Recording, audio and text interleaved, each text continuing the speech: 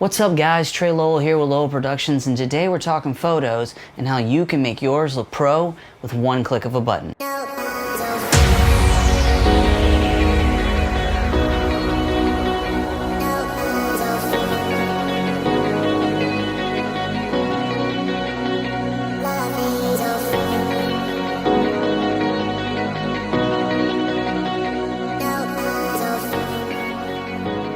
So the one thing that we all just need to take in consideration is we don't all have DSLRs, zoom lenses, or even GoPros. But the one thing that most of us do have are cell phones. So in this tutorial, we're going to talk about what 99% of you out there are using to take your photos with, and how with the click of a button and one app, you can take your photos to the next level. So let's just jump right in. So a lot of times when I'm taking photos, I'm taking them with the DSLR, or I'm taking them with the GH4, or I'm taking it with the GoPro.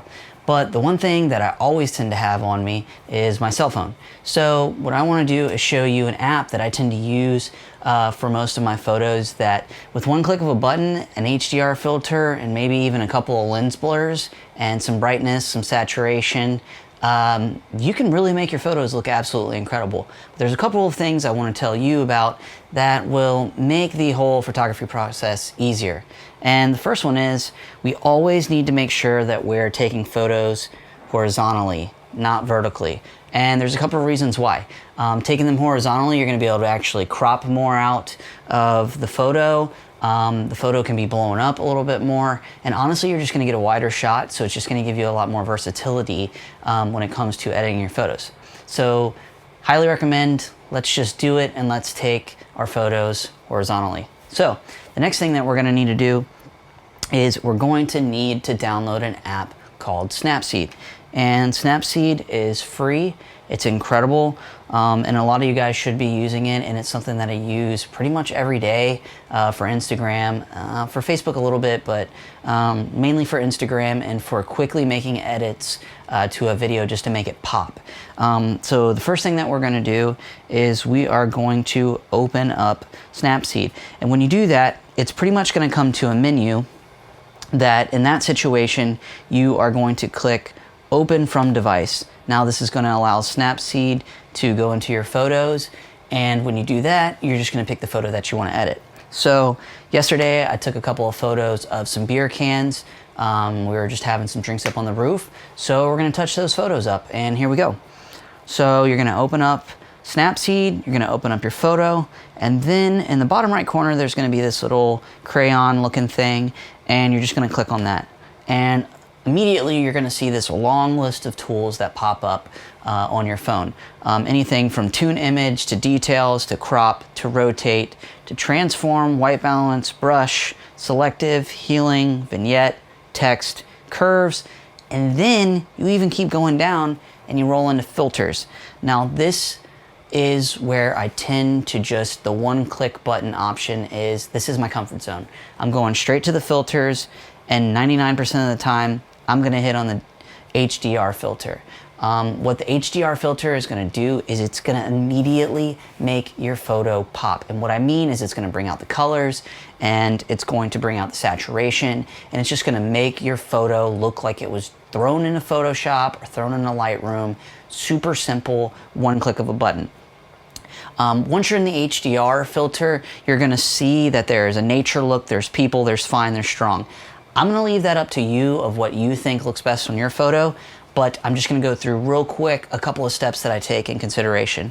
If you take a great photo already, a lot of times you're not even going to need the filter strength to be up past 50%. The second you start going past 50%, you're going to start noticing that the photo looks enormously fake. Now if you're wanting to go for that fake look, you want it to look absolutely just like it was just put in Lightroom, put in Photoshop, and somebody just went to town on it, great. Go ahead and do that.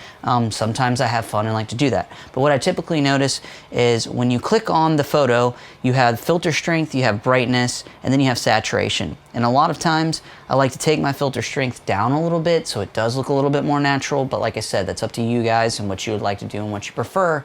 Then the next thing I usually do is brightness. Now here's the thing with brightness. Take in consideration, some people have their brightness on their phones turned up, some people have it turned down. So a lot of times when it comes to brightness, I'm typically adding some because 99% of people probably have their brightness turned down on their phone. So if anything, your photo might actually look a little dark, so adding some brightness tends to help.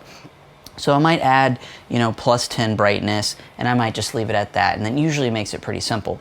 The next thing you can see is saturation, and on saturation, this is where you can go a little bit overboard, and go a little crazy. I tend to only add maybe +5, never really exceeding +20, because you just get in a situation where the colors are they're absolutely over the top. But hey, it's your photo, you can do what you would like to do with it. It's just a thought. And then when you're done with that, it's as simple as literally clicking the check mark. And when you're done with that, you're gonna see your photo, it's gonna spit out. And then the last option is you have to click save. You can do save as copy, or export. That being said, a lot of times I just hit save because it overlaps the original photo.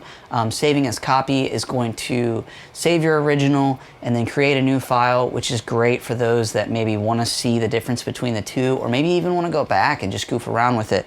And then export is another option. And when you're exporting, it's my understanding that it's literally just going to spit out the photo as a JPEG, which is great, straight to your camera roll.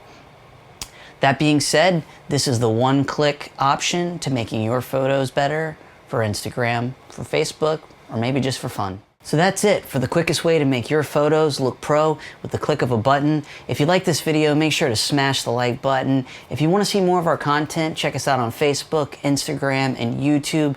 Make sure to subscribe. That's it for this week. I'm Trey Lowell, and we'll see you guys next week.